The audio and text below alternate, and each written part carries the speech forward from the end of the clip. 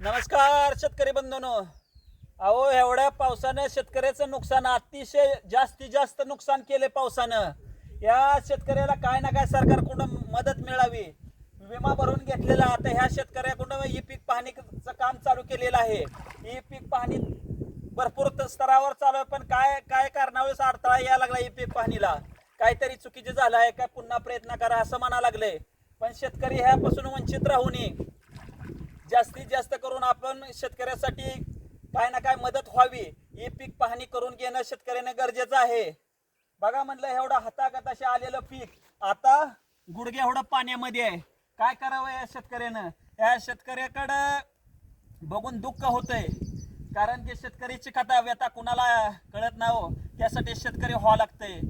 एवढं मेहनत करून एवढं मोठं पीक आणलेलं होतं, पण आता हे पीक आपल्या पाण्यामध्ये उभं आहे. काय दुःख, काय ना काय हे दुःख झालेलंच आहे शेतकऱ्याला. सरकारने सध्या या पीक विम्याबद्दल सरकारने दखल घेतली पाहिजे, ही माझी नम्र विनंती आहे. हा व्हिडिओ फक्त शेतकरी बांधवासाठी बनवलेला आहे. ही पीक पाहणी करून घेणं शेतकऱ्याने गरजेचं आहे. ही पीक पाहणीपासून जर वंचित राहिलं तर विम्यापासून वंचित राहतील. त्यासाठी शेतकऱ्यांनी जेणेकरून ही पीक पाहणी करून घेणं गरजेचं आहे रे बाबा. त्यासाठी ही पीक पाहणी केलीच पाहिजे. त्यानंतर आपली तक्रार केलीच पाहिजे. तक्रार झाल्यानंतर पंचनामा हा अतिशय महत्त्वाची गोष्ट आहे. पंचनामा केल्यानंतरच आपल्या खात्यावर सरकार मदत करू शकतं. ह्यातली जर एक जरी गोष्ट राहिली तर शेतकरी वंचित राहिला जाईल.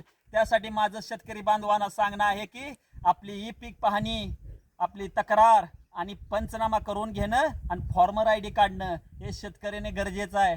शेतकरी आहे तर सोयाबीन आहे असं म्हणतो, पण शेतकऱ्याने हे पूर्ण काम, ही प्रोसेस करून घेणं गरजेचं आहे. तर शेतकऱ्याला विमा मिळू शकतो.